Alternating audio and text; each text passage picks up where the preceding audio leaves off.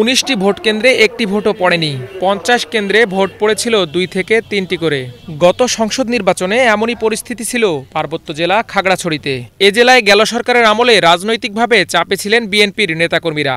বিভিন্ন মামলায় তাদের অধিকাংশ সময় কেটেছে আদালতের বারান্দায়। গায়েবী মামলায় গ্রেপ্তার এড়াতে বাড়িঘর ছেড়ে পালিয়েছিলেন অনেকে। ছাত্র জনতার অভ্যুত্থানে শেখ হাসিনা পালিয়ে যাওয়ার পর দলটির নেতাকর্মীদের বুকের উপর থেকে যেন পাথর সরে গেছে। খাগড়াছড়ির জেলা বিএনপি, তৃণমূলের নেতাকর্মী এবং আম জনতা তারা অধীর আগ্রহ নিয়ে বসে আছে একটি সুষ্ঠু নির্বাচনের অপেক্ষায়। সুষ্ঠু নির্বাচন হলে বাংলাদেশ জাতীয়তাবাদী দলের খাগড়াছড়ির যিনি প্রার্থী হবেন, এই জেলার আপামর জনসাধারণ, তৃণমূলের জনসাধারণ অতি উৎসাহের সাথে, আনন্দের সাথে তারা ভোট করবেন, নির্বাচনে অংশগ্রহণ করবেন এবং দলীয় প্রার্থীকে জয়যুক্ত করবেন বলে আমরা দৃঢ় বিশ্বাস করি। তবে পরিবর্তিত প্রেক্ষাপটে জেলার বিভিন্ন স্থানে কতিপয় নেতাকর্মীর বিরুদ্ধে জবরদখল, চাঁদাবাজি ও সুবিধা নিয়ে আওয়ামী লীগের নেতাকর্মীদের আশ্রয় প্রশ্রয় দেওয়ার অভিযোগ উঠেছে। এ বিষয়ে নেতাদের দাবি, যারা শৃঙ্খলা ভঙ্গ করেছেন তাদের বিরুদ্ধে সাংগঠনিক ব্যবস্থা নেওয়া হয়েছে।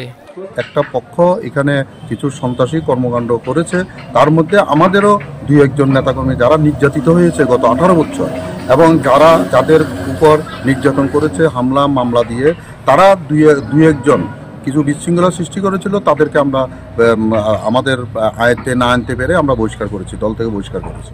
বর্তমানে নেতাকর্মীদের মধ্যে প্রাণ চাঞ্চল্য বাড়লেও বেড়েছে নতুন মুখের আনাগোনা।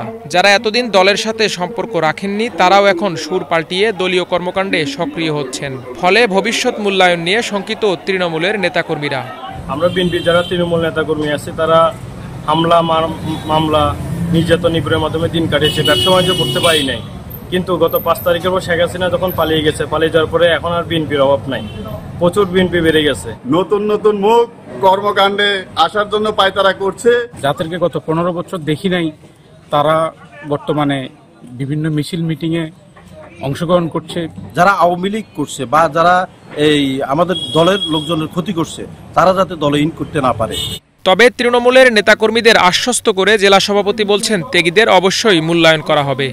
যারা ত্যাগ স্বীকার করেছে তারা তো, যারা এতদিন এই দলের জন্য সার্বক্ষণিকভাবে কাজ করেছে, তারা তো অবশ্যই অগ্রাধিকার পাবে। পাশাপাশি যেহেতু আমরা জনগণের উপরে নির্ভরশীল, জনগণের ক্ষমতার উৎস, যে জনগণ এতদিন আসতে পারে নাই বিভিন্ন বাধা অতিক্রম করে, অত্যাচার নির্যাতন সহ্য করে, তারা এখন আসছে, তাদেরকে আমরা ওয়েলকাম জানাই। এ সময় আগাম নির্বাচনের প্রস্তুতির কথাও জানান এ নেতা। আমরা নির্বাচনের জন্য সবসময় প্রস্তুত। শুধু নিরপেক্ষ নির্বাচন না হয় আমরা নির্বাচন করতে পারিনি। আন্দোলনটাই ছিল আমাদের নির্বাচনী ওয়ার্ক। বিশিষ্টজনদের প্রত্যাশা আর যেন ফিরে না আসে বিগত দিনের দুঃশাসন। আগামীতে যারা রাজনীতি করবে তাদের অবশ্যই স্মরণ রাখতে হবে, আওয়ামী লীগ একটি প্রতিষ্ঠিত দল হওয়া সত্ত্বেও কেন তাদেরকে এই রাষ্ট্র ক্ষমতা থেকে এভাবেই বিতাড়িত হতে হল। গণধিকৃত হয়ে আর সকল অর্জনকে ভুলুণ্ঠিত করে নিজেদেরকে লুকিয়ে ফেলতে হয়েছে রাজনীতির মাঠ থেকে।